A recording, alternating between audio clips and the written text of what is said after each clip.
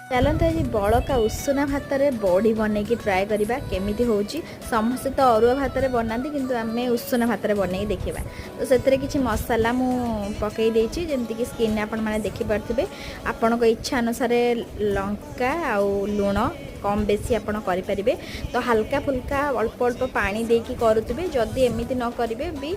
आउ थे भात को माने टिके सिझाड़िया कर देकी भी आपण हाथ में चकटिकी करें तो मु हाथ टिके